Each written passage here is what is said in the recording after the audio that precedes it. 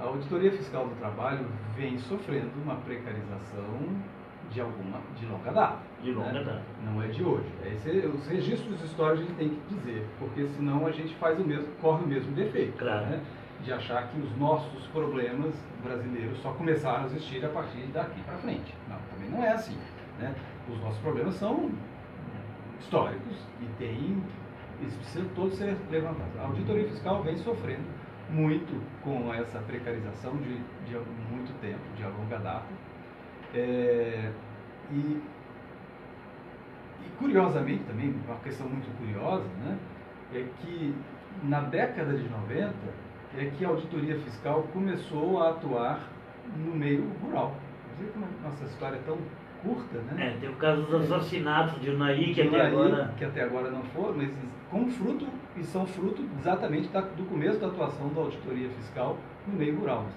No Brasil, você fala, 500 anos de Brasil, não sei quantos anos de CLT, os direitos trabalhistas, etc. Mas no campo, né, a fiscalização do trabalho começa a atuar efetivamente de 1995 para frente, né, por causa de pressão internacional que se diga, né, nas denúncias de trabalho em condições análogas de escravo.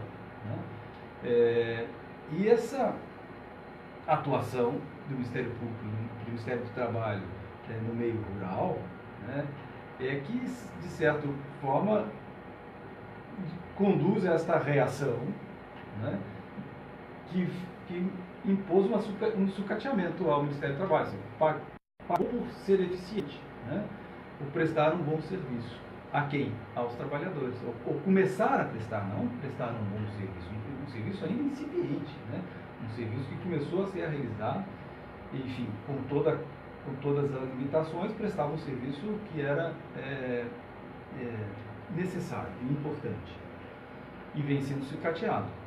Agora, a gente precisa analisar isso, porque o que se preconiza hoje é na necessidade mais do Estado intervir nas relações de trabalho. Então, a fiscalização do trabalho é alguma coisa que está preconizada lá no Tratado de Versalhes, de 1919, da importância dos Estados todos estabelecerem inspeções do trabalho, porque os direitos trabalhistas não serão espontaneamente aplicados por empresas, não porque elas sejam más, né, porque elas estão numa lógica de concorrência. E a concorrência impõe muitas vezes que você, não que imponha, mas faz com que, né, numa lógica do mais fácil, né, você suprima direito dos trabalhadores e, em vez, inclusive, para que outros direitos você não tenha que sacrificar, então você sacrifica aqui. Então, só que não é só um problema econômico isto, é um problema também de saúde no ambiente de trabalho. A empresa tendo que, impulsionada pela concorrência, onde ela vai gastar menos, né, é naquilo que muitas vezes não aparece, né, com melhoria das condições de trabalho, com os cuidados nas condições de trabalho. E isso gera o quê? Acidentes. Né? Só que você só consegue evitar isso por meio de uma fiscalização estatal, porque por iniciativa própria isso não existirá. Daí porque essa questão que os auditores dizem, de que muitos acidentes poderiam ser evitados, né?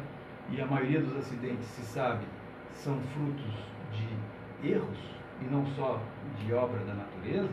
Né? Veja o que aconteceu ontem, né? Um clube de regatas Flamengo. Né? Um incêndio não aconteceu por obra do acaso. Né? Há uma sucessão de erros ali que existiram. Né? E esses erros, né, em sistemas de fiscalização responsáveis, efetivos, digamos, com possibilidades reais de atuar, esses erros tendem a ser minimizados e, consequentemente, um menor número de acidentes. Nós precisamos pensar isso claramente. Vamos agora liberar geral. Quantos mortos nós queremos na realidade brasileira? É isso que se quer? E vejam, no que se refere a acidentes do trabalho no Brasil, na Vale, né, em Brumadinho, foram muitos os vitimados, né? Os números chegarão próximo de 400, né? Estou falando de mortos, né? Não de outros que, mesmo sobreviventes, são vítimas de um acidente de trabalho, né? Diante de traumas, diante de tudo que decorre do fato ali ocorrido, até de danos físicos, a gente não sabe, né? Então é uma tragédia imensa. Mas esses números ainda são inferiores se nós pegarmos ao número de acidentados no Brasil a cada ano. São 700 mortes por ano, né, nos acidentes de trabalho no Brasil, segundo o levantamento do Ministério Público do Trabalho. E não só mortes, mutilações, ou seja, o ambiente de trabalho no Brasil, sobretudo depois de que algumas NRs de proteção do ambiente de trabalho foram aí, tiveram sua vigência obstada, né? Nós precisamos perceber que há uma gravidade já recorrente na realidade brasileira, que se refere a condições de trabalho, de doenças, né, de assédio, de pressões, enfim, não só de acidentes típicos, né, mas de acidentes como também do aspecto psicossomáticos, e que isto não se elimina ou não se minimiza que seja, né, senão por um serviço de fiscalização. É importante que haja a prevenção efetiva disso. Então, acabar com o Ministério do Trabalho, acabar com a auditoria fiscal, porque, tudo bem, a auditoria continua funcionando, mas sem o Ministério do Trabalho, dentro do Ministério da Economia, realmente é dizer, não vai funcionar, não vai funcionar da mesma modo, do modo como deveria funcionar, porque já não estava funcionando do modo como deveria funcionar, isso que se diga. E se você acopla isso e junta isso, o fim do Ministério Público do Trabalho e o fim da Justiça do Trabalho, aí é a barbárie plena, né? Aí a gente querer falar, viver a céu aberto, né, numa barbárie, dizer, pronto, não há mais um projeto de sociedade. Isso é muito, muito grave que a gente esteja chegando a este ponto e chegando a este ponto com apoio midiático, né? Com apoio de muitas pessoas, né?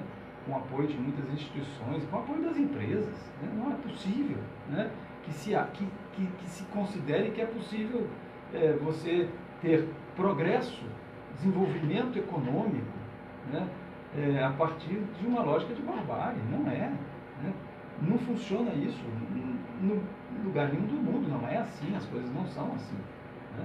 E não podem ser assim. Agora, o que a gente quer é um retrocesso, que nem é retrocesso, é uma violência sem tamanho, né? A palavra séria e real é esta, né? É um massacre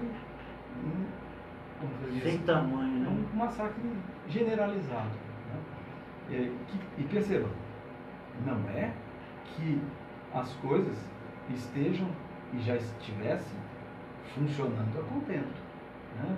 Então, o que nós precisamos pensar é como melhorar, como aprimorar, né, as instituições, como fazer com que elas efetivamente melhorem do ponto de vista da sua atuação e não destruí-las, né? E ainda que não fosse uma atuação a contento, assim, no sentido da amplitude, para conseguir minimizar completamente os danos, era uma atuação relevante, né? Sim. Também não se pode dizer isto, nada era feito. Não, muita coisa era feita, né? Não do tamanho da necessidade, por causa das precarizações, né? Mas, em vez de nós aprimorarmos, nós estamos destruindo, o que é muito grave. Bom, doutor, além mais alguma coisa na rede social, alguma pergunta? Não, algum comentário? Já que vocês não têm pergunta, eu vou aproveitar meu tempo aqui. Não, eu queria depois. A questão da resposta que Claro. foi dada, que eu dei ao Paulo, né, da questão da inconstitucionalidade, enfim, eu dei um exemplo, mas eu acho que é importante dar um outro exemplo. Deu o exemplo da parametrização, né, das indenizações por dano moral. Mas há um caso bastante relevante. Aliás, é interessante pensar como que o Supremo Tribunal vai atuar. Falar, dizer sobre isso, né? Porque há uma ação no Supremo, né? Que questiona exatamente a constitucionalidade desse dispositivo da reforma sobre esta parametrização, que não é inconstitucional não só no aspecto de diminuir a cidadania dos trabalhadores na comparação com outros cidadãos, né? Porque limita o seu direito de uma forma que outros cidadãos não têm a mesma limitação, né? Há uma disparidade aí, mas também porque entre os próprios trabalhadores estabelece uma discriminação que é odiosa, no sentido de considerar que a vida de quem ganha um salário mínimo, né, do ponto de vista indenizatório, né, vale menos do que quem ganha 10 salários mínimos. Né? E também inconstitucional na perspectiva da limitação do poder de julgar do juiz, né? Porque o juiz, para avaliar um caso, ele não aplica apenas um dispositivo legal, são vários, e consequentemente esta lei que estabelece até quanto o juiz pode fixar o efeito de um fato, é uma lei que interfere na independência do juiz e no seu livre convencimento da aplicação do direito como um todo. Mas o caso está no Supremo, né? Vamos ver aí se o que o Supremo dirá. É importante verificar isso. Mas outro caso que é relevante é o da vedação do acesso à justiça, que esta lei, né, 13.467, estabeleceu. Ela vedou o acesso à justiça aos trabalhadores e às trabalhadoras, naquela perspectiva inicial que nós falamos, né? Negar voz, né? Porque é uma lei que ameaça os trabalhadores e trabalhadoras com custos processuais, dizendo, mesmo para aqueles trabalhadores e trabalhadoras que são beneficiários da assistência judiciária gratuita, aos quais se concede esse direito na compreensão de que eles não têm condições econômicas de suportar um custo do processo, para que eles possam ir ao judiciário e pleitear os seus direitos, a ideia é essa, né? A pessoa não tem condições econômicas e ela tem um direito para reivindicar. Se o processo é caro, ela não vai. Então ela suporta a supressão do seu direito. E aí, no caso, a maioria das ações são colocadas são rescisões de trabalho, né? Então, e é um avanço histórico, né? Um avanço da humanidade, chegar a dizer, olha, tudo bem, para as pessoas que tiverem menos condições econômicas, não tiverem condições econômicas satisfatórias, a elas tem que se garantir minimamente que elas consigam ir ao juiz, ao judiciário e pleitear o seu direito sem ameaça de sair de lá devendo. Já é intimidatória essa... Já é intimidatório, né? Aliás, é uma coisa bem interessante quando acusam no Brasil que o Brasil tem muitas reclamações trabalhistas, 4 milhões de reclamações e tal. Isso aparece na grande mídia como um dado ruim, né? Como deveria aparecer como um dado positivo. Puxa, se conseguiu fazer no Brasil aquilo que muitos países quiseram fazer, que é conferir acesso ao judiciário ao pobre, né? As pessoas que não têm condições econômicas privilegiadas. Porque é isso que o mundo inteiro quis, desde as reuniões em Florença, de Mauro Capelletti, etc., os países todos reunidos, como garantir acesso ao judiciário às pessoas, a todas as pessoas. Aí o Brasil consegue construir uma instituição, né? A Justiça do Trabalho, desenvolver a advocacia trabalhista, o Ministério Público do Trabalho, instituições que efetivamente garantem acesso, né, a essas pessoas, e isso em vez de ser visto como, puxa, se tantas coisas ruins que existem no Brasil, essa é uma coisa boa que nós conseguimos fazer. Não, é visto como coisa ruim. Ah, que coisa fácil para o trabalhador ir na justiça. É para ser fácil mesmo. Que bom que é assim, né? Eu costumo dizer, doutor, me permite aqui uma questão aqui, é o seguinte. Só para completar essa frase, porque esse negócio de internet é complicado. Tá bom. Coisa fácil é a justiça, mas assim, não significa ir à justiça e porque ele vai ganhar, né? Assim, ir à justiça e ganhar aquilo que é seu por direito, nem mais, nem menos. Né? Esse é o preceito básico. Olha, Se você tem um direito, você vá lá e se lhe for declarado que você tem, você recebe. Agora, o que não pode é para aquela pessoa que não tem condições econômicas, ao dizer para ela, não, você não tinha esse direito, você estava errado. E já que você estava errado, você vai pagar o processo. Porque aí, é isso que esta lei faz. Isso que não havia antes. Agora, doutora, eu tenho isso percebido... que essa lei faz. Por que eu percebo a gravidade disso? Porque a pessoa, vamos dizer assim, ela entende que ela trabalhou durante 10 anos numa empresa e que durante esses 10 anos ela trabalhava em condições de insalubridade que lhe geraram uma doença. Ela ficou doente porque aspirava pó, ou por isso, ou por aquilo. Ela considera isso. Ela tem a percepção disso, de que foi por conta daquelas condições de trabalho que ela adquiriu câncer, ou uma doença, ou a perda auditiva, qualquer coisa nesse sentido. Aí ela vai ao judiciário para pleitear este direito. E vem o perito, o médico, diz, olha, essa sua impressão não corresponde à realidade, não foi bem isso, você não adquiriu essa doença por isso ou por aquilo, e o juiz diz, realmente não era isso. Julgo improcedente, né? Ela não vai ganhar o seu direito. Mas o que a lei da reforma diz? Tá bom, não só não ganhou, como agora você vai ter que pagar o advogado da empresa.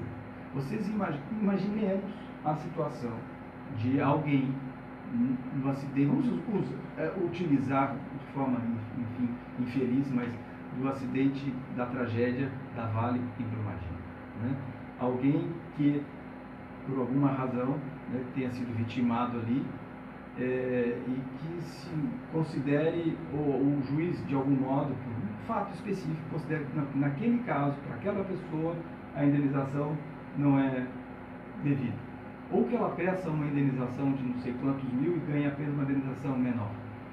O juiz condenar esta pessoa a pagar os honorários de advogado da Vale, porque o processo foi julgado improcedente. Percebe? É uma coisa muito séria, mas é isso que essa reforma preconiza. E é isto que tem gerado com que as reclamações trabalhistas no Brasil tenham diminuído. Aquilo que a gente tinha como liberdade de acesso à justiça foi evitado. Eu tenho visto. E pessoas comemoram como se isso tivesse sido um grande avanço, diminuíram o número de reclamações trabalhistas. O que está acontecendo? O que está acontecendo é uma supressão de direitos admitida pelas pessoas com medo que elas têm agora de ir no judiciário e ter que pagar os honorários advocatícios da parte contrária do banco. Inclusive, eu vejo isso. Desculpa, eu estou te cortando, mas claro, o que sai na mídia, na grande mídia, é apenas esses julgamentos que fazem isso. Os julgamentos, que são vários, que negam vigência à aplicação dessa norma agora da CLT, né, proveniente da reforma, que impõe esse custo de honorários advocatícios da parte contrária, essas decisões não aparecem, só aparece aquela que, por exemplo, o advogado, o reclamante entrou com um processo contra um banco e aí foi condenado a 67 mil reais. No dia seguinte sai na primeira página do jornal, em toda a mídia também de internet, grande mídia de internet, esses grandes portais. Porque aí, aqui o trabalhador tem o quê? Nossa, viu o que aconteceu com ele? Então, não vamos entrar com a reclamação trabalhista. E o pior, né, é que não se está deixando de cobrar, não são direitos discutíveis, digamos assim, porque os direitos são discutíveis, muitos deles. Não é porque a pessoa, né, acha que tem um direito que normalmente ela tem. Mas alguns direitos que são indiscutíveis, porque muitos são mesmo. Esse exemplo que você estava dando, de verbas rescisórias não pagas. Isso é indiscutível. Trabalhou, não recebeu as verbas rescisórias? Legítimo. Aí, muitos desses direitos, horas extras, sem cartão de ponto, etc., estão sendo deixados de ser pedidos. Em benefício de quem? Essa é a grande questão que fica aí no ar para ser respondida pelos ouvintes. Eu nem vou responder. Então, doutor, vamos então pegar o seguinte, né? Os patrões falam isso, aquilo e tal. Eu ia levar um exemplo para você, trabalhador que está acompanhando a gente aqui, é o seguinte. Porque o trabalhador custa caro, porque é necessária a reforma trabalhista, precarizar, enfim, tudo é culpa do trabalhador. né? Tudo é culpa do trabalhador. A carga tributária, tem uma legislação muito forte e tal. Aí eles utilizam os trabalhadores para tentar, né, responsabilizar o trabalhador por essa situação. Aí eu faço a seguinte pergunta: não está contente? Por que não entrega os meios de produção para a classe? Eu tenho aqui um exemplo aqui, eu vou chamar o Ali para falar sobre isso. Ali, a Flasco, a fábrica operada pelos trabalhadores, né? Quantos processos trabalhistas ela recebeu nesse período? Né? Porque o patrão saiu, e aí os trabalhadores resolveram tocar a fábrica, aumentou a jornada, melhorou a jornada, diminuiu a jornada, melhorou o trabalho, enfim. Quantos processos trabalhistas os trabalhadores entrou contra uma fábrica operada por eles? E aí, doutor, uma outra questão que eu queria colocar e fazer um debate aqui é o seguinte: o que está em discussão agora também, e aí uma discussão que a gente sempre fez aqui, sobre a reforma da Previdência. Nós estamos presenciando agora, nós vimos agora o ministro dizer que as pessoas podem trabalhar até os 80 e podem trabalhar numa boa. Qual é a polêmica maior dessa reforma da Previdência? Além, doutor Jorge Luiz, fique à vontade agora para o debate da reforma da Previdência ou algum outro debate que vocês queiram colocar que achem necessário. A liberdade de expressão é a regra aqui, doutor. Tá, não, primeiro da questão do custo, né? Essa visualização que as pessoas... É muito difícil ser empregador no Brasil por causa dos custos trabalhistas, enfim. A mão de obra... Eu acho que tem um debate muito ruim esse, né? Quando a gente é conduzido a debater isso dessa forma. Porque a gente sai do essencial. O essencial é, em um determinado momento, a humanidade firmou pactos em torno dos direitos fundamentais. E firmou esses pactos em torno dos direitos fundamentais por uma razão, por diversas razões históricas, né? Por reconhecimentos de diversos problemas sociais, econômicos, enfim, decorrentes de um momento histórico em que esses direitos fundamentais não existiam. E historicamente, então, se estabeleceu o direito à liberdade, à livre manifestação, a busca incansável da igualdade, os direitos de personalidade, direito à honra, ao nome, enfim, são direitos que foram sendo construídos a partir de diversos pactos, que foram estabelecidos, inclusive, nos tratados internacionais, e também os direitos dos trabalhadores, os direitos sociais, né? Limitação da jornada de trabalho, período de descansos, assim, vários direitos, salário mínimo, que tem função também econômica, né? Mas que tem função também do ponto de vista da verificação dos problemas de uma sociedade em que essas regulamentações não existiam. Nós formulamos historicamente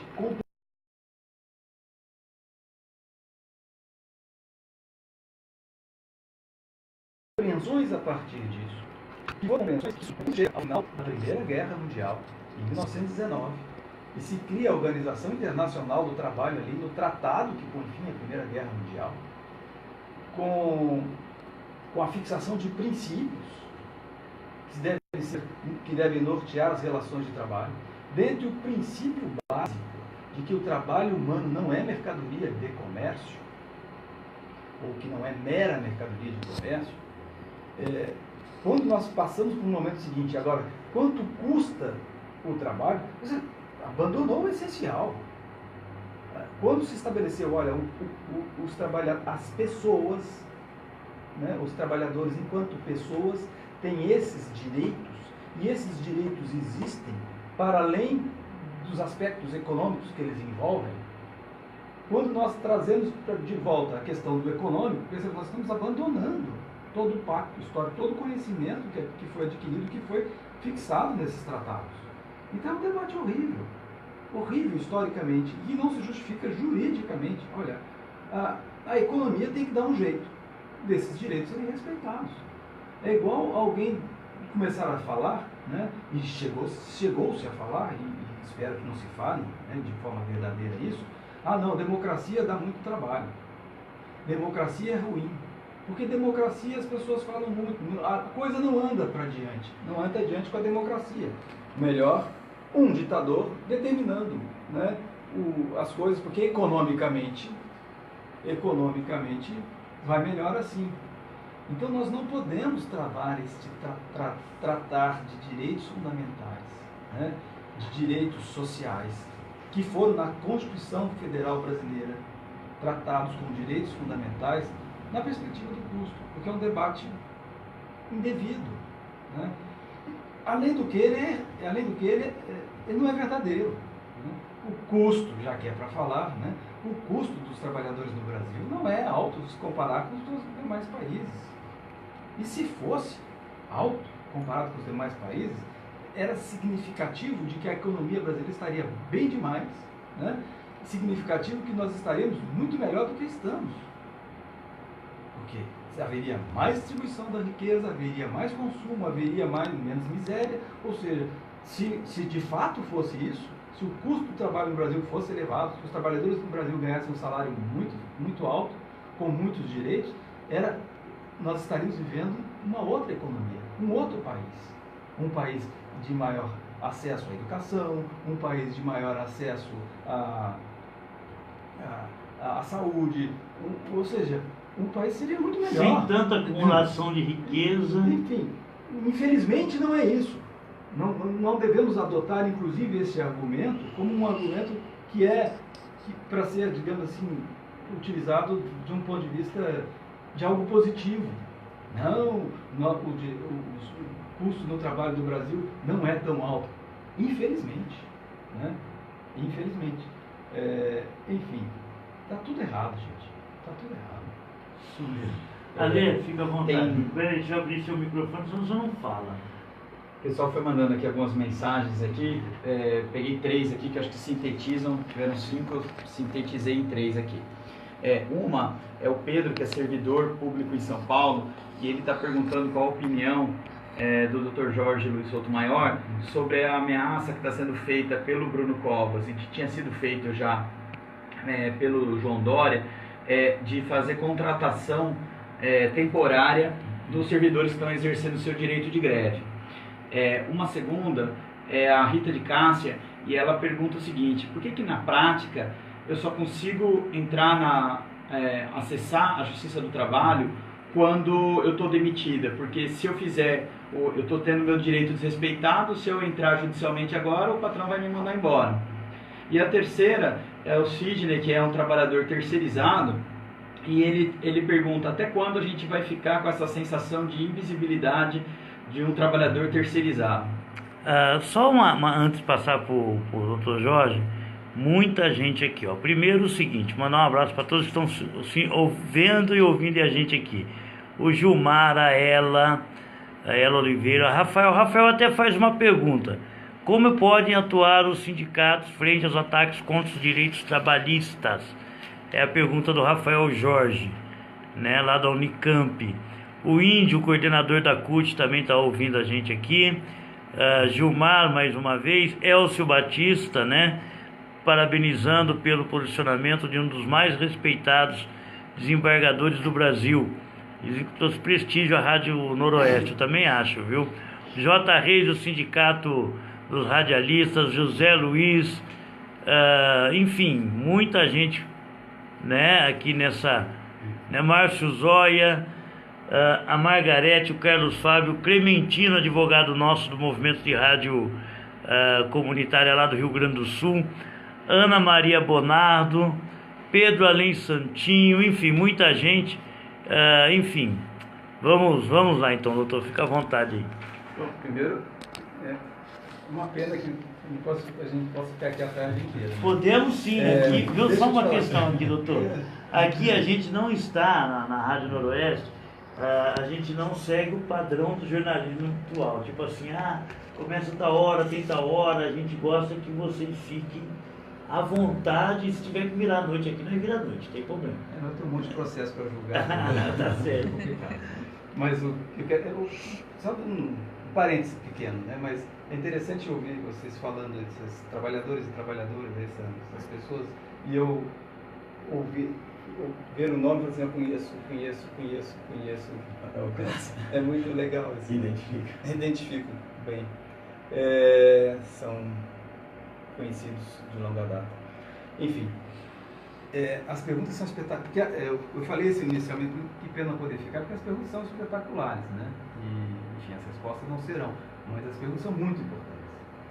A primeira é a da Unicamp, da tentativa da ameaça, né? De contratar temporário de tecidos de greve. A gente valeria dizer assim, a lei, ora a lei, né? E quando um agente público do Estado diz a lei, ora a lei, é a quebra do Estado Democrático de Direito, porque o Estado Democrático de Direito existe exatamente por vários motivos, mas sobretudo para que os governantes sejam governados pela ordem jurídica, para que eles não façam aquilo que querem, né? Não é a casa deles, né? Não é ficar brincando de Playmobil. A cidade não é um Playmobil que eu ponho e faço o que eu quero, né? Então o governante está submetido às leis. Como os juízes estão submetidos às leis, como todas as pessoas que estão na ordem pública, né, nas entidades públicas, estão submetidas às leis, porque as entidades públicas não lhes pertencem ao povo, né?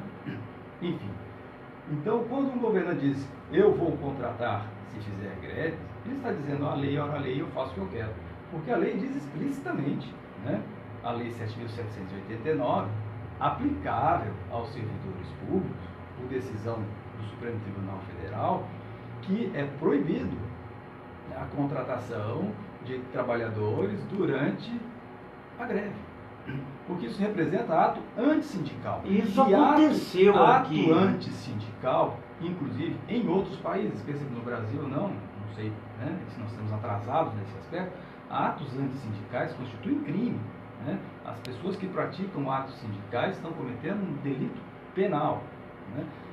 E que é, entre aspas, né, recriminado, né, em todas as convenções da OIT, a Convenção 98, por exemplo, que é ratificada pelo Brasil, né, com relação aos atos antissindicais.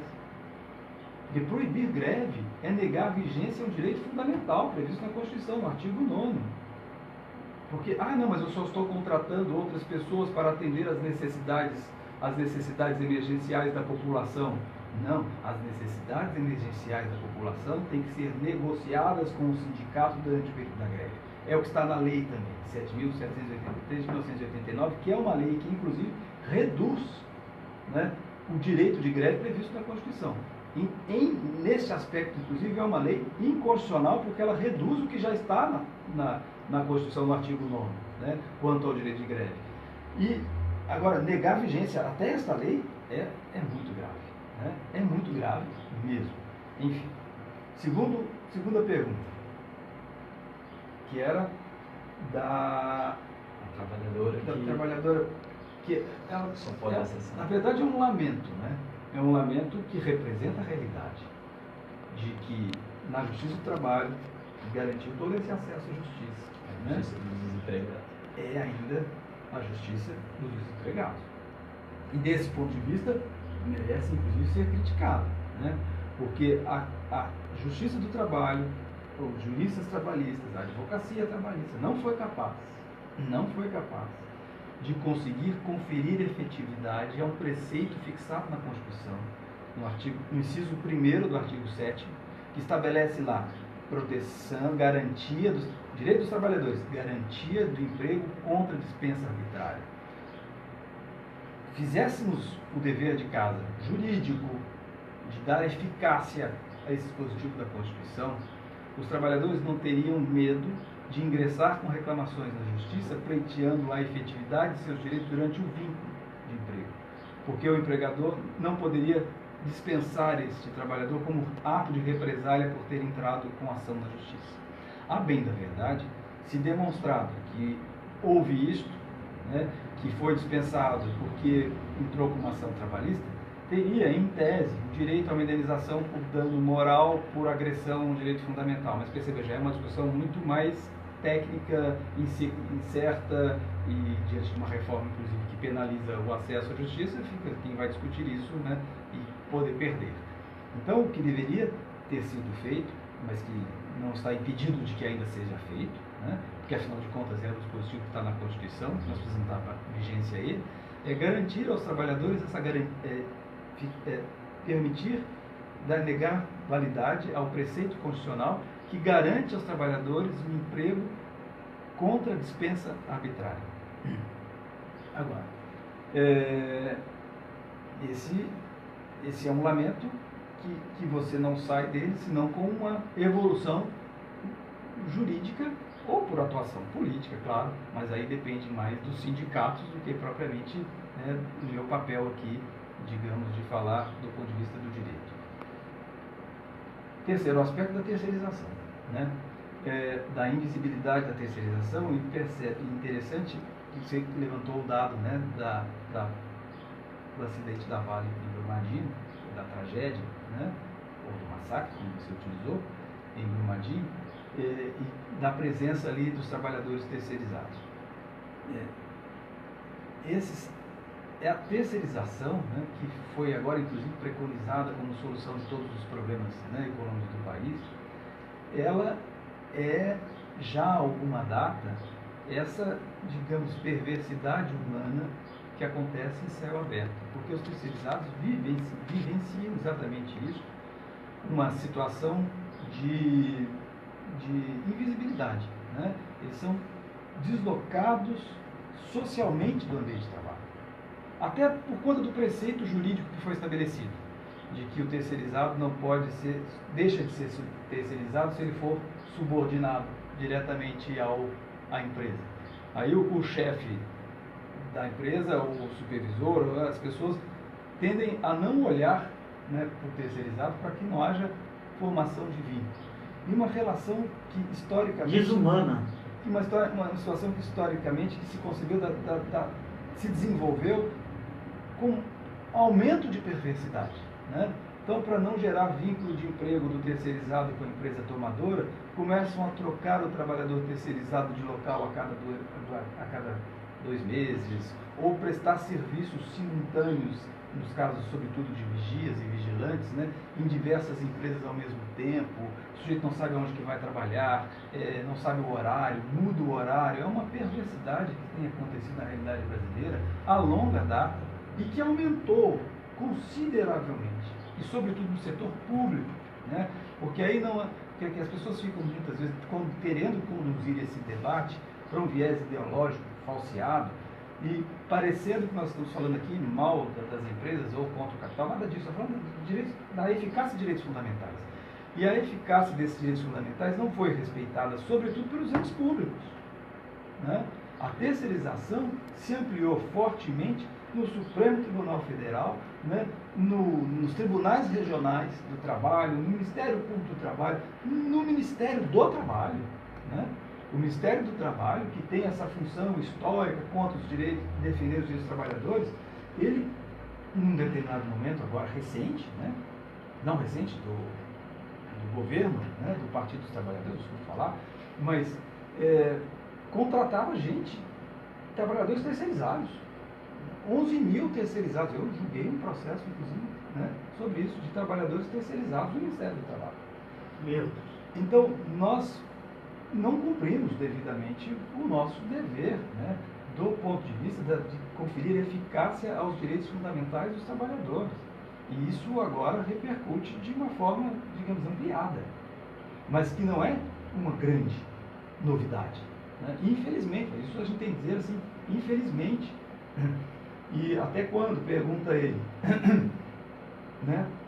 Até quando, talvez, quem sabe, por aspecto jurídico, se compreenda que o que se pretendeu com a ampliação da terceirização foi tão forte, ou seja, que a terceirização pode ser de qualquer trabalhador, não só da atividade fim, mas não só da atividade meio, mas também da suposta atividade meio, fim, que a classe trabalhadora compreenda que trabalhador é trabalhador independente da atividade que exerça na empresa. Isso é importante, eu peguei o conceito de classe. E que os sindicatos, né, tenham visão disso, e não, que também é outra instituição que precisa também de muita autocrítica, Claro. né? Que percebam isso para passar então também a defesa dos interesses dos terceirizados, né? Não só de um corpo específico que pertence à categoria. Aliás, essa noção de categoria, ela perde sentido, né? Numa lógica em que, se todo mundo é terceirizado, ninguém é terceirizado, né? Se todo mundo é a mesma coisa. Se todo mundo é a mesma coisa, a legitimidade está dada, né, para o sindicato defender os interesses de todos os trabalhadores. Então, até quando, quem sabe, com o excesso da tentativa de explorar, né, tenha se chegado ao ponto da reversão de um quadro. Reversão de um quadro que já vinha acontecendo há muito tempo, dessa divisão de classe na própria classe trabalhadora, né? E que os terceirizados não sejam utilizados como mecanismo até de, digamos, de defender interesses específicos de alguns trabalhadores. Já ouvi falar, não sei se é verdade, mas que em algumas categorias, e no ente público isso é muito presente, né, diante da limitação orçamentária, que o número de terceirizados aumentando facilita o aumento ou a manutenção de direitos que são efetivos, né? Doutor, então, quem sabe nós estejamos chegando num ponto em que nós consigamos conceber algumas perversidades cometidas no próprio meio do trabalho, no próprio ramo jurídico trabalhista, por isso que eu falo da questão da necessidade emergencial de autocrítica. Não podemos só botar assim, o que está acontecendo, essas pessoas estão querendo acabar com tudo. Acabar com o quê? Né? Parecia que já estava tudo construído, né? Tinha muita coisa, e temos muita coisa ainda, né? Sólida e importante, mas que não estavam no melhor dos mundos. Então, quem sabe, a ameaça de um mundo pior nos conceba a possibilidade da autocrítica, né? Nos conceba a possibilidade de melhorar o que tínhamos. E o caso da terceirização é pontual, né? Nós convivíamos com 12 milhões de trabalhadores terceirizados vivendo na mais absoluta insegurança jurídica, na mais absoluta invisibilidade. Quem sabe agora nós possamos olhar para essas pessoas. Doutor, chegou. E a última pergunta, claro. A quarta, você tinha me feito uma pergunta. É, porque tem mais 3 chegando ainda. Né? A dos sindicatos, os sindicatos podem. Acho que eu já respondi, né?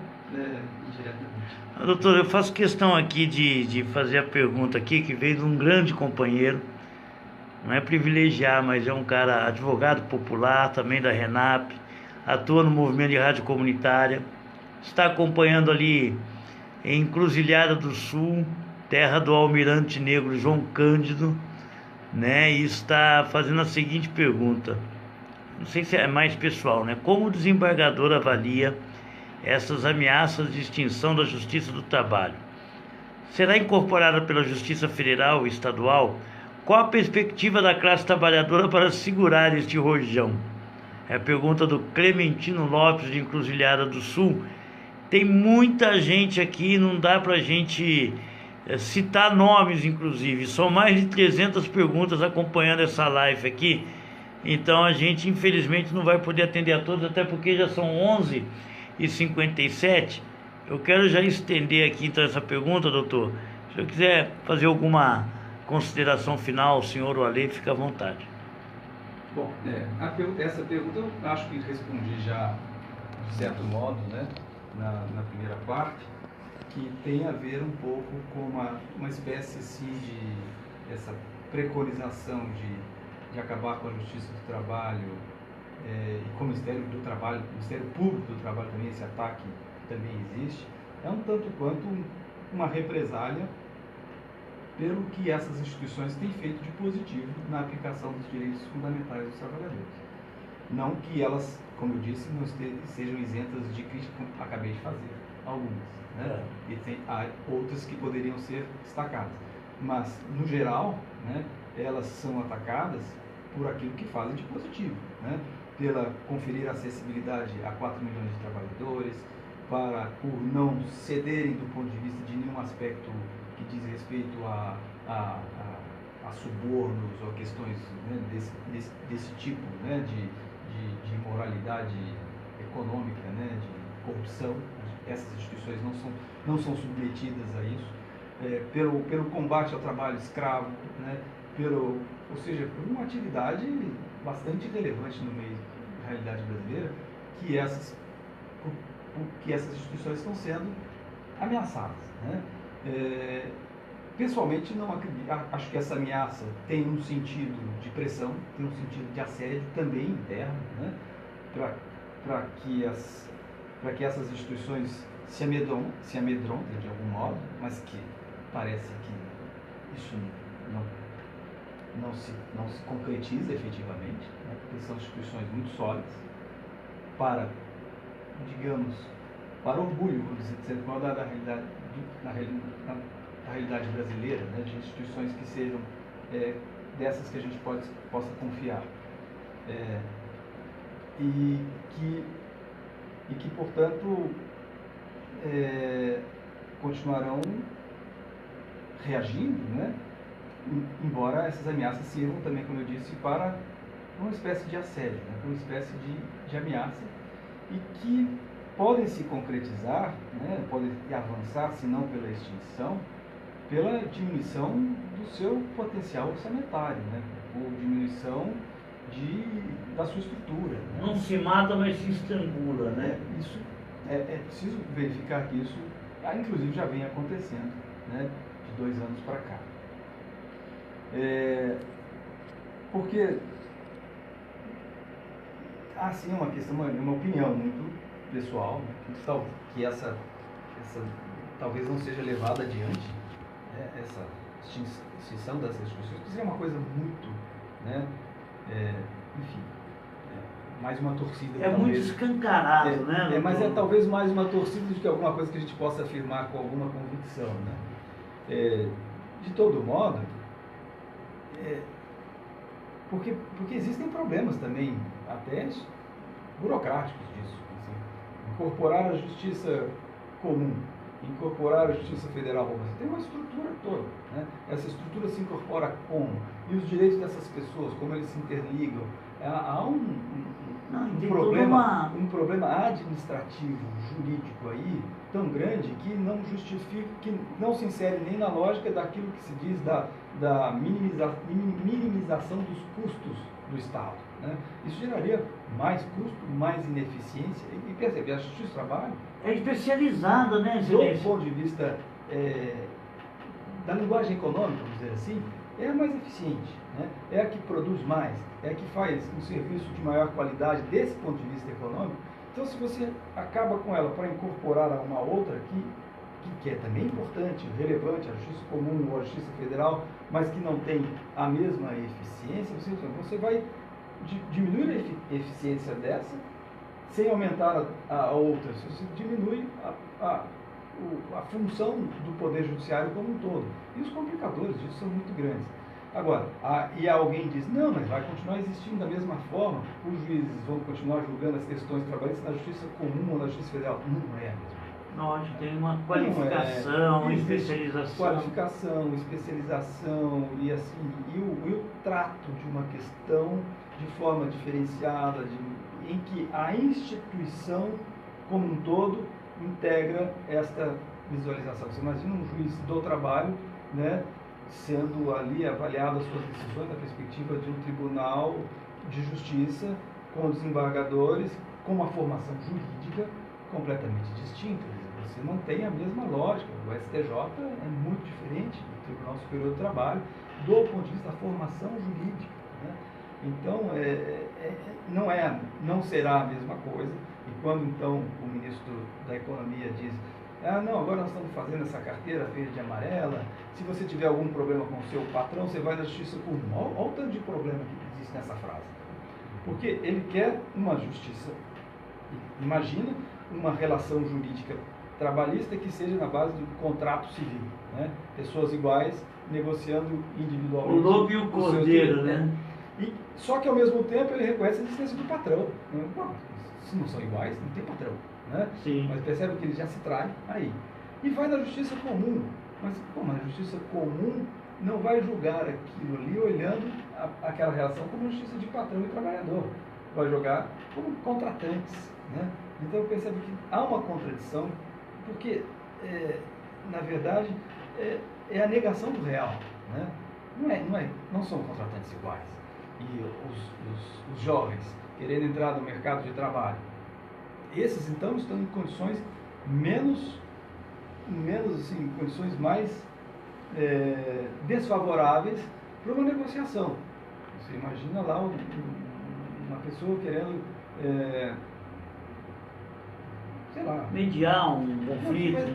Querer o seu primeiro emprego, né? Sim. Pega o que der, né? Você não vai negociar e falar assim, não, é o meu primeiro emprego, mas eu quero ganhar 5 mil reais por mês. Não aceito menos que isso. Você, tá bom, então, dá licença. Não, fico imaginando, doutor, me permite. Aí essa pessoa vai poder ganhar menos que o salário mínimo. Como assim? E os direitos fundamentais, tudo que nós concebemos, essa pessoa vai poder trabalhar 20 horas por dia, é isso que eles estão falando? Do que eles estão falando, afinal? Né? Essas pessoas vão poder trabalhar sem direito a férias, sem direito a nada? É isso? Mas é isso que eles estão falando? Porque não tem sentido. Não, e aí, os direitos trabalhistas são são o mínimo, né, na perspectiva de uma economia baseada na produção industrial e comercial trabalhista, com um mínimo de desenvolvimento sustentável, vamos colocar assim, e que garanta a efetividade dos direitos fundamentais. Então, se tirar os direitos trabalhistas e colocar assim, negocia livremente, jornadas de 17 horas por dia, sem salário mínimo, e doenças, acidentes. Aí daqui a pouco o jovem do seu primeiro emprego, o que aconteceu com ele? Não, perdeu o braço, né? Morreu, porque trabalhou numa máquina que não estava preparado para ela, não tinha um sindicato, não tinha o Ministério do Trabalho, não tinha ninguém. E o que nós vamos ficar acumulando mutilados na sociedade brasileira porque o Paulo Guedes achou que é bonitinho falar em carteira verde e amarela? Que sujeito irresponsável, né? É isso que a gente precisa falar. Falar claramente. Existe muita irresponsabilidade dessas pessoas, elas não sabem do que estão falando com autoridade. E estão falando que as outras pessoas que estão estudando isso há 500 anos é muito exagero meu, né? Estudando isso há décadas, né? Um conhecimento acumulado que não é só no Brasil, no mundo inteiro, que são pessoas que não devem ser ouvidas, não devem ser, que essas pessoas estão dizendo que é o que está errado. Como assim? É muito grave isso, né? E como que os sindicatos, como os trabalhadores devem reagir a essa situação? É buscar conhecimento, buscar se informar, né? As pessoas precisam deixar de gostar de serem enganadas, né? É muito fácil você... mas eu acho que aí é uma torcida também, né? Ou não, torcida não. Fruto de muito conhecimento e de muito debate e de muito convívio com a classe trabalhadora no Brasil, os trabalhadores e as trabalhadoras, eles não são enganados, eles sabem o que está acontecendo, né? Talvez tenham dificuldades, né, do ponto de vista do como reagir, né, de como atuar. Mas aí eu não sou, né, um militante político, né? Claro. Eu não sou a classe trabalhadora nessa perspectiva da atuação. Eu sou um jurista, né, que faço ali a minha função, né, de aplicar o direito e de interpretar as relações históricas brasileiras, enfim, e o agir, que é o que me perguntou o seu amigo, né? O agir da classe trabalhadora não está no meu domínio, não sou eu que posso dizer o que deve ser feito ou o que pode ser feito. É isso. Obrigado, doutor. Eu quero, sempre quando a gente termina um programa, doutor, a gente decide posições aqui, né? Foi assim com a questão do golpe. Foi golpe ou não foi golpe? A gente traz especialistas aqui e a gente, a partir dos especialistas, a gente toma nossas posições. A Rádio Noroeste não é neutra. Ela tem um lado. Um lado em defesa da humanização, o lado em defesa de uma classe e o lado em defesa dos direitos humanos. Nós não temos problema nenhum aqui de dizer que a Rádio Noroeste se coloca à disposição a toda e qualquer luta que vise pela anulação imediata da reforma trabalhista. Porque a gente sentiu aqui, doutor, é justamente o seguinte: o trabalhador ele só tem um direito, de nascer, produzir riqueza e morrer. Ele não tem direito de viver, de ter lazer, de ter vida. E essa reforma trabalhista colocou dessa maneira o papel da classe trabalhadora para aqueles que querem viver da exploração do homem.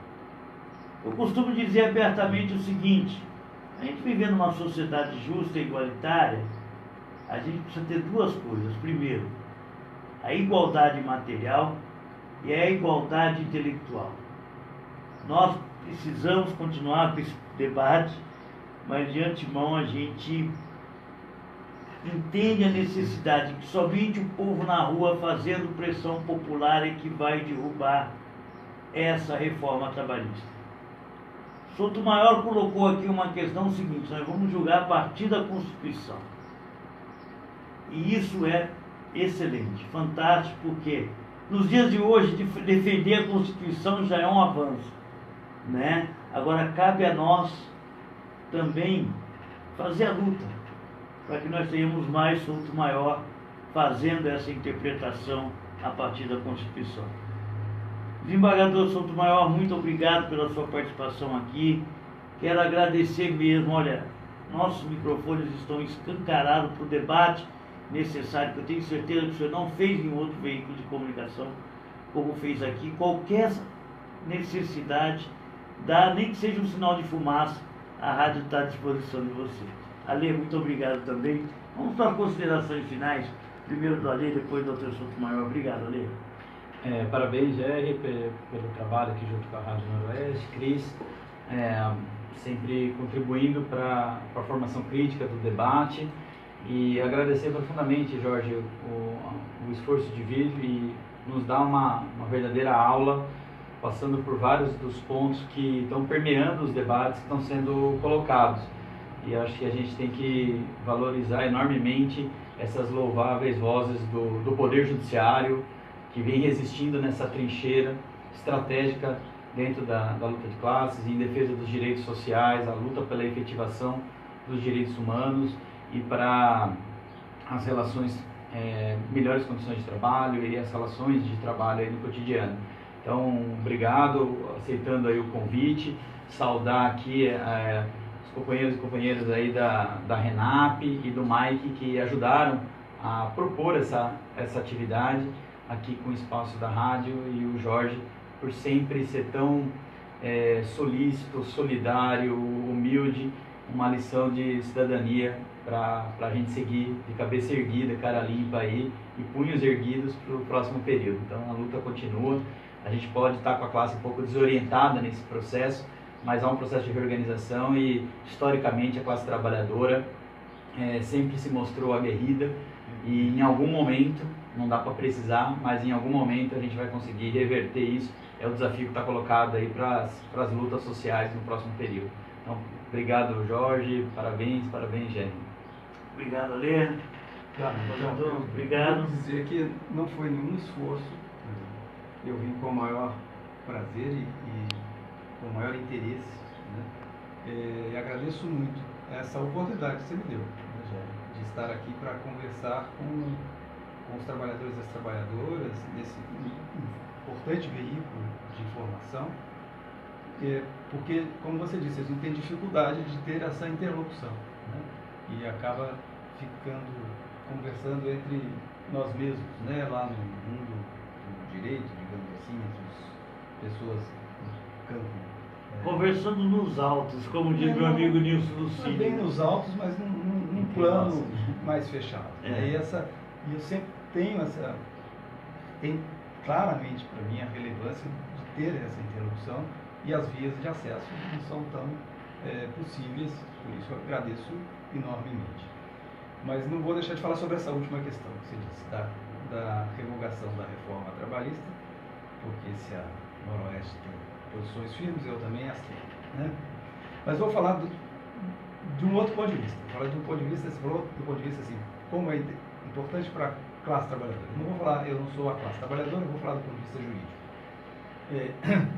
E estendendo essas preocupações do ponto de vista da sociedade como um todo. Por que a reforma trabalhista precisa ser revogada? Eu sou firme nessa posição e tenho dito isso há muito tempo. Porque o processo histórico da sua construção foi um processo explícito de ruptura democrática. E tudo que se fez ali, do ponto de vista do processo legislativo, não respeitou preceitos básicos constitucionais democráticos. É uma lei, portanto, que feriu fortemente, do ponto de vista da sua elaboração, não estou falando nem do seu conteúdo, o que se deseja de um Estado democrático de direito com a elaboração de uma lei com esta amplitude, sobretudo com esta amplitude que foi a da reforma trabalhista. E se nós apagarmos da história este processo histórico, o que foi isto, né?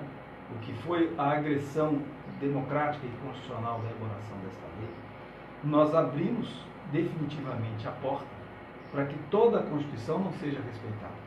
E aí aqueles que eventualmente estejam ouvindo, dizendo que essa preocupação não lhes interessa, porque eles não são trabalhadores, enfim, aquela mesma história, né? Ou que não é bem isto, podem estar, né, diante de situações em que o aprofundamento da mesma lógica conduza à destruição dos direitos constitucionais e fundamentais, quaisquer deles, né, sem nenhum limite. E já está se anunciando essas discussões que giram em torno do fim do Ministério do Trabalho, da Justiça do Trabalho, do Ministério Público do Trabalho, enfim, agora essa carteira verde e amarela, tudo isso é aprofundamento. E só se concebe isto, ou só leva isto adiante, com mais agressões aos preceitos constitucionais, né? Nós não podemos esquecer que os direitos dos trabalhadores estão lá no artigo 7º, com direitos fundamentais. E as instituições responsáveis pela sua aplicação são igualmente fundamentais, porque senão direitos fundamentais sem aplicação não são nada, né? Então, se nós concebermos que é possível ir agredindo a Constituição para essas finalidades, por esses argumentos econômicos falseados, nós socialmente falamos, quando da realidade social como um todo, se a sociedade admite isso, né, e se mesmo as empresas defendem isso, se a mídia defende isso, né, daqui a pouco são outros direitos fundamentais que atingem diretamente essas instituições que serão atingidos, né? Direito à liberdade de imprensa, direito à liberdade, digamos, de empreendedorismo, que seja, enfim, os outros direitos todos vão ser, né, atingidos de algum modo, porque não deixam, a base constitucional deixa de existir.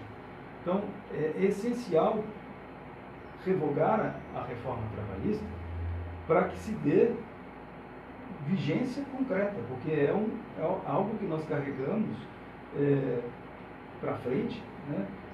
Um defeito que nós carregamos para frente que nos causará inúmeros problemas. Dirão, já admitiram isso, admitirão outros, não só arranhões, como ferimentos mais graves.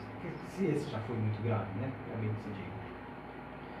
E do ponto de vista também econômico, a lei precisa dessa revogação, de ser revogada, porque ela é mal construída, mal concebida, ela não gera segurança jurídica para ninguém, né? Ou seja, não é possível aplicar essa legislação do ponto de vista daquilo que está dito, porque é maldito no sentido do mal escrito, né? Enfim, não há essa perspectiva também. Então, que retomemos o debate a respeito disso de uma forma mais séria, honesta e responsável.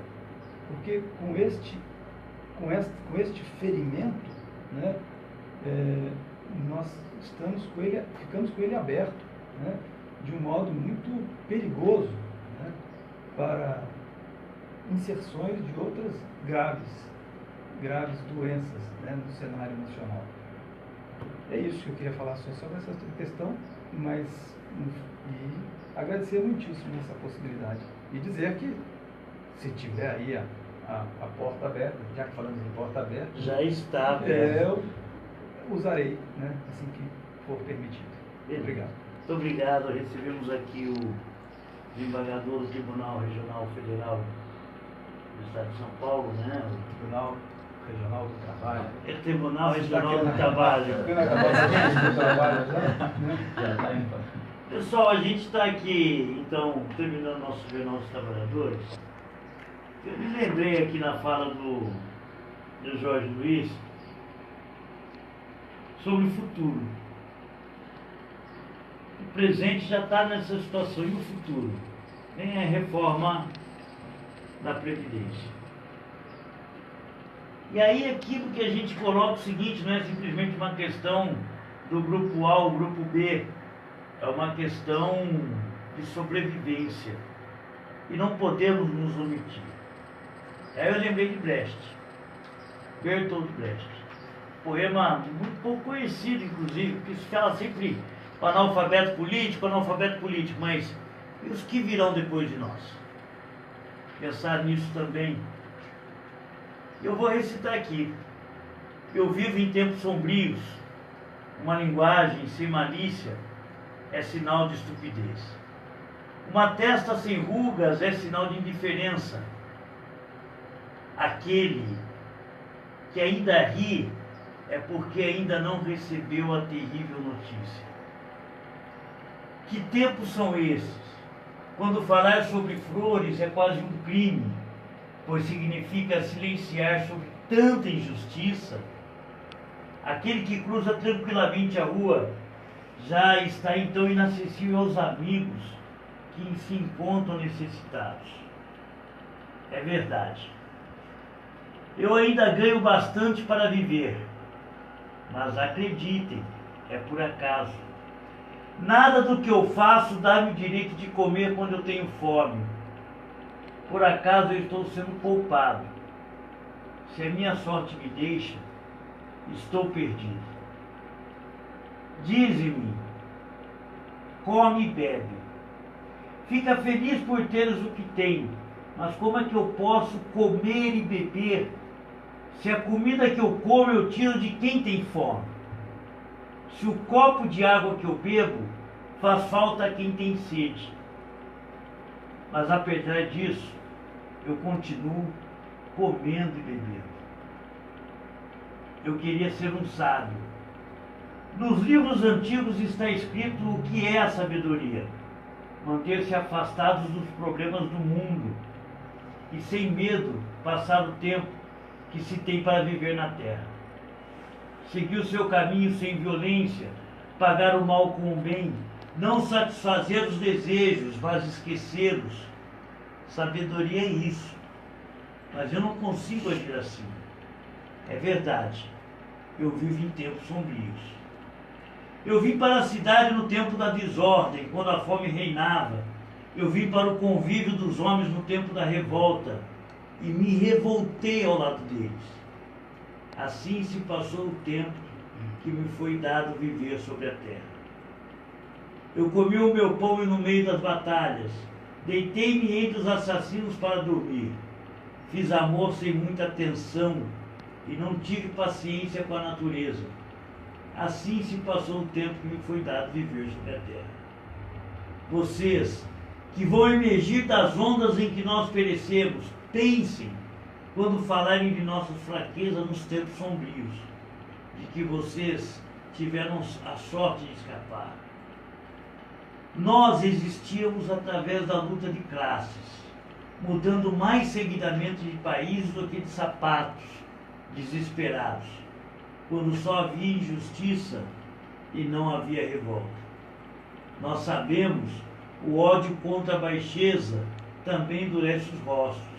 A cólera contra a injustiça faz a voz ficar rouca. Infelizmente, nós que queríamos preparar o caminho para a amizade, não pudemos ser nem mesmo bons amigos. Mas vocês, quando chegar o tempo em que o homem seja amigo do homem, pensem em nós com um pouco de compreensão. E assim nós terminamos o nosso Jornal dos Trabalhadores, lembrando que temos que pensar naqueles que virão depois de nós e temos que entender que somos todos iguais, somos todos uma classe. Vem aí o programa Almoçando com Música, em breve uma programação especial para vocês na Rádio Noroeste, a verdadeira rádio pública. Bom dia a todos, boa tarde a todos, 12h23.